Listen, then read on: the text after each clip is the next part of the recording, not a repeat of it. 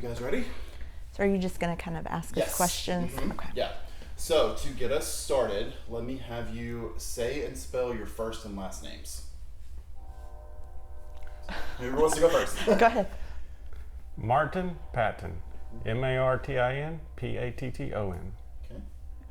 Kristen? Kristen Patton, Kristin Patton. Okay. And you guys were affected by the April 27th tornado, correct? Yes. Perfect. Okay. So obviously it's a pretty big deal. This happened 10 years ago. Tell me what you remember about that Sunday night leading up to the storm. What were you guys doing? All that kind of stuff. We had just eaten dinner, and I was kind of cleaning up from dinner, and at the time we had the weather call that we had subscribed to after the 2011 tornado, and got the call and immediately kind of started taking actions to get into our safe space. What, from what I remember that night, the weathermen kind of said, there was going to be some pretty bad storms. Were you guys affected at all by the 2011 tornado at all that came through? I mean, I know it mostly hit Bologna, but I know it kind of took a similar path. Were you guys affected by that at all? It went very close to here, and we did take shelter in the laundry room when it went by. And as soon as that happened, conversation started about getting us shelter. And unfortunately, we never took action on that, but we never could decide what to do. But how long have you guys lived here in this area? We moved here in 2009. 2009. Yes. Had y'all built the house out here in 2009? No. It was a new build at that time when we bought it. Okay. So y'all moved here in 2009. The tornado came through in 2011, was very close. Y'all talked about a shelter, but you didn't have one for 2014. We did not. Is that something that you guys have changed now? Yes. Yes, absolutely. Completely understand. Okay, so you guys had eaten dinner. Your storm alert went off. What did you guys do? I was watching a cartoon with the children on a DVD, and she had the weather call on her phone and got a phone call from Ned Permy, automated phone call. And she immediately took the kids and the pets to the laundry room. I turned off the DVD and turned on the local TV. And I only remember hearing 2 or 3 things before the TV cut out. They said, Mayflower, you have less than 10 minutes. They said the wind shear they were talking about the numbers being really high, and they were talking about the debris ball. And then the TV cut out. Had you ever heard that term before, debris ball? Not that I didn't really. Not that maybe we didn't pay attention to. At that time, I wasn't really weather aware. Gotcha. Okay. So when you heard the meteorologists kind of say, Mayflower, you've got 10 minutes, because we're in Arkansas. We're not. Spring storms are not uncommon to us. Tornadoes happen all over. But when you hear, Mayflower, you've got 10 minutes. This is high numbers. What's going through your minds? Just kind of fear and disbelief. I think when we sat in the laundry room in 2011, I kind of knew it was close. We lost power off and on, and then the power came back on. We knew that it had been close, but I guess at the time I was like, is this going to be similar to that? Is it going to pass over us again? It was just a lot of disbelief, but definitely fear. So how quickly did everything kind of transpire? So you guys had kind of stopped what you were doing, you got into your safe space.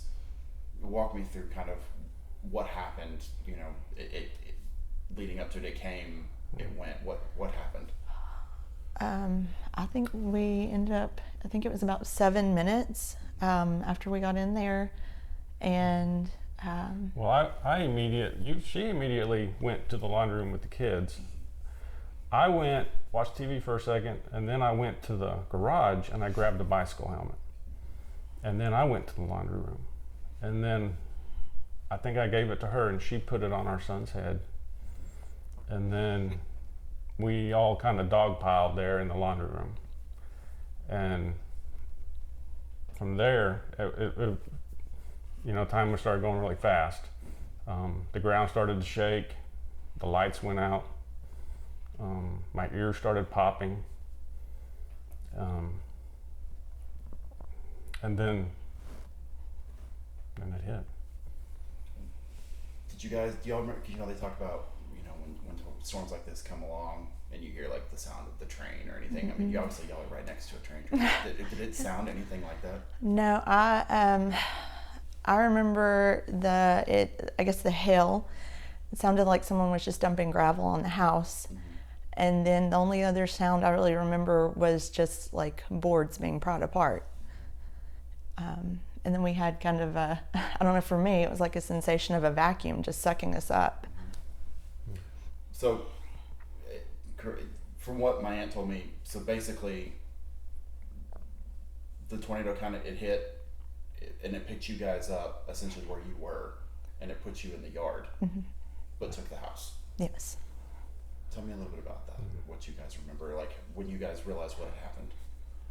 Within seconds, when it hit, I just remember being airborne, mm-hmm. my mouth, my eyes full of mud.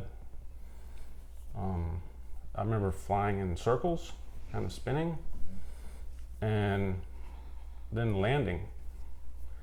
And then it was over.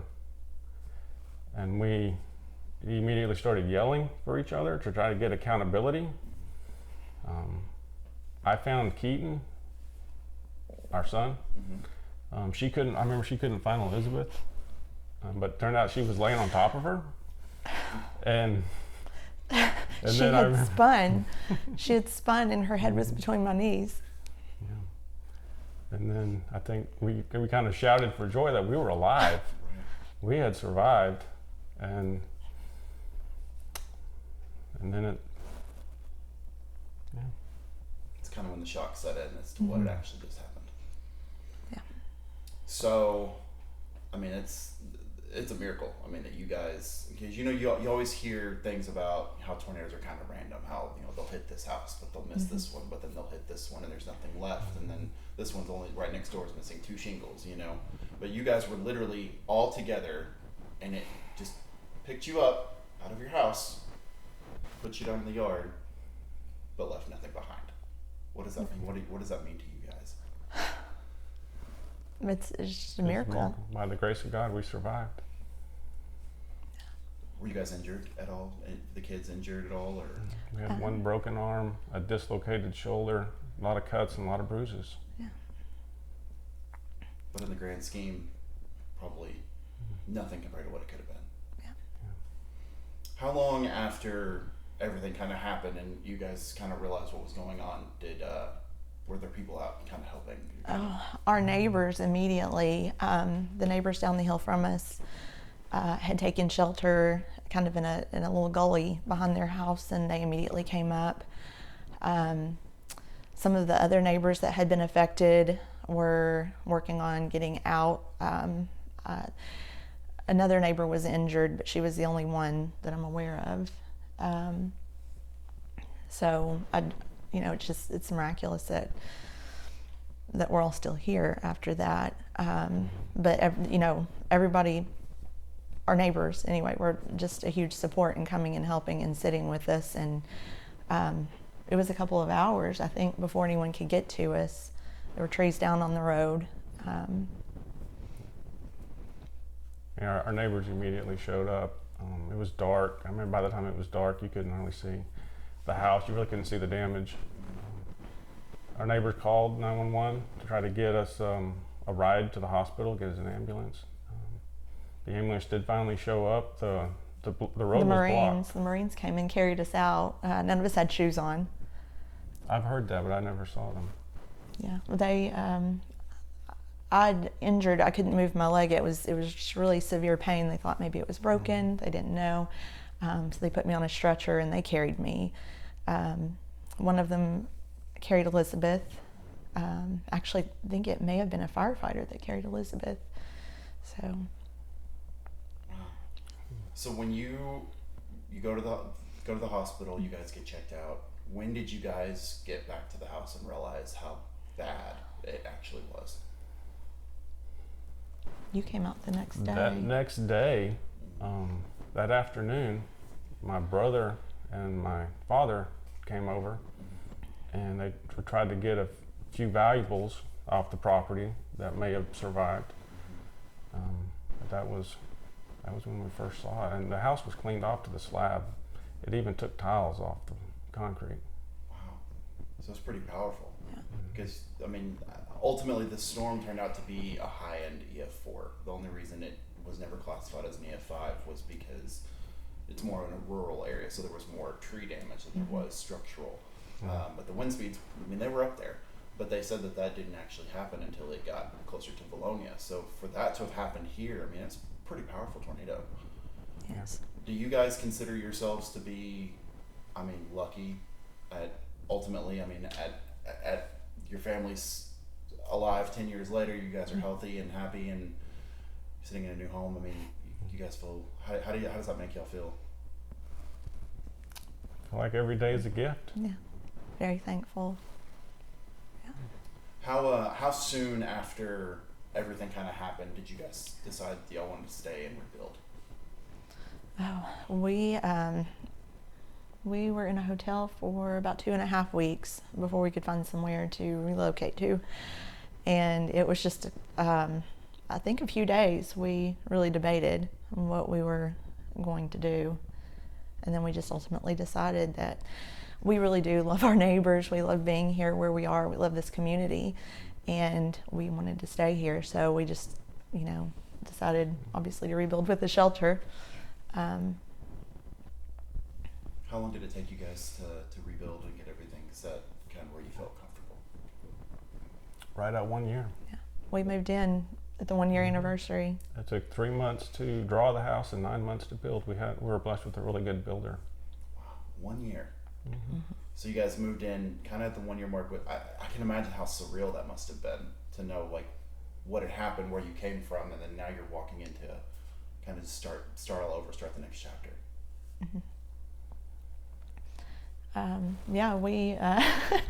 It was really crazy. We were in a very small apartment, and we just my dog has since passed away, but it took a while to find a place to live that would allow her. And when we came back, we didn't really have anything. It was really an odd feeling that we had been in this small space coming back to a home in the same place as the one we lost. So one thing that that's kind of stuck out to me about in the weeks covering, because I was here the night of in Mayflower, over off the freeway, and so I saw a lot of the destruction, and I was here every day for the next 2 weeks covering stories.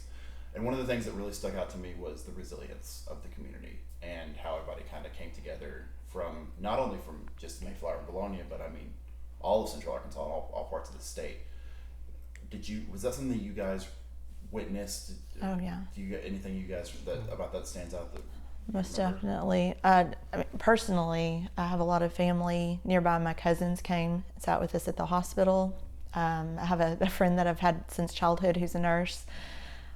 I can't even tell you how much she did for us. And then our church, local other area churches, Samaritan's Purse. It was just astounding to see the outpouring of love everybody had in helping each other. I would run into people at Walmart just trying to get basic necessities that we needed while we were still living in the hotel, and ran into, I call them our neighbors on White City, and we recognized each other and immediately just, hugged in the middle of Walmart. It's just, it was just really amazing to see everybody that came to us. There were so many acts of kindness, and so many people came out and helped. There was a group of women from a local church who came, and I was out here, me and a friend were out here kind of by ourselves, and I was looking for her engagement ring. She had put it on the nightstand, and she was doing the dishes, and I was sifting through the insulation and all the debris to try to see if I could find it. And a group of women from a local church came by, and they said, what can we do to help? And I told them, I'm looking for this ring. And for 4 hours at least, they helped on their hands and knees, helped me dig through that. And we never found it. We found keys, we found coins, all sorts of things that would have come off that nightstand, but we never could find that ring. But it was very, just wonderful. Just to know the perfect strangers just show up and said, I need to find a ring. And they said, all right, let's do this. And they got on their hands and knees in the mud and they started looking for it. Mm-hmm. That's awesome. Very cool. So here we are 10 years later, coming up on the 10-year anniversary. Obviously, we haven't had anything like that since. And God willing, hopefully we have nothing like that ever again. Do you guys feel that you find yourselves getting a little bit jumpier whenever there's tornado or big storms coming through and there's a potential for anything major? I mean, oh yeah. How does that make y'all feel when you hear those things? Yeah, most definitely. We I feel like we definitely try to plan ahead. We just watch as much weather as we can leading up to that week, and just making preparations for that day. There have been times that I've kind of reworked my schedule for work. I have a very understanding boss. My work family has been amazing. Last March, I was actually in a training the day that the tornado came through Little Rock, and our trainer who works for the state, she looked at me and she said, "Go home, go home." So I did. One of the things you just kind of need to be in your happy place kind of when those things happen. Right? Yeah. I'm trying to think, what else do I need to know? Have you guys noticed, have y'all been through, the rest of Mayflower obviously and Bologna, just to kind of see how far things have grown back since then? How they've bounced back. Have y'all seen any of that? Yeah, to an extent we have. We couldn't see neighbors before with all the trees that we used to have. So it's definitely kind of been an adjustment to see just landscape changes. I travel to Bologna a lot for work, and it's it's great to see that the communities there are rebuilding and have rebuilt twice now, and yeah. Because this area is, it's no stranger to tragedy. Because you mentioned the 2011 tornado that hit that area and close to this area. Then you had the oil spill, a year before. This hit. Because I actually did a story 2 weeks before this happened about how the Mayflower had rebuilt from the oil spill. You guys y'all are no stranger to tragedy, but here you guys are, resilient, and you've kind of come back. It's crazy to think. Yeah. Crazy to think. Well, I guess one thing is, you're kind of out here. Obviously, you're kind of off the beaten path a little bit. You're not, you're not in a suburb. You're not in the city proper. You guys said y'all lost a lot of trees. So obviously, you guys wanted a little bit of seclusion out here. A lot of times for people like that, they're like, oh, it's nice to have neighbors, but I don't necessarily always want to be around them. But then when something like this happens and they all kind of show up, that's got to make you guys feel like this is the community I need to be. Yeah, we've been pretty close with our neighbors. We love them. It's quiet. We wanted to raise the kids somewhere quiet where there was space for them just to kind of roam and be without us having to worry a whole lot. And we love it out here. Perfect. Was there anything else you guys want to talk about that maybe I didn't think to ask?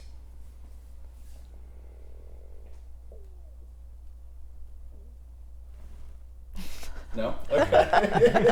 Okay. Well, that was it. That's it. That's all I needed.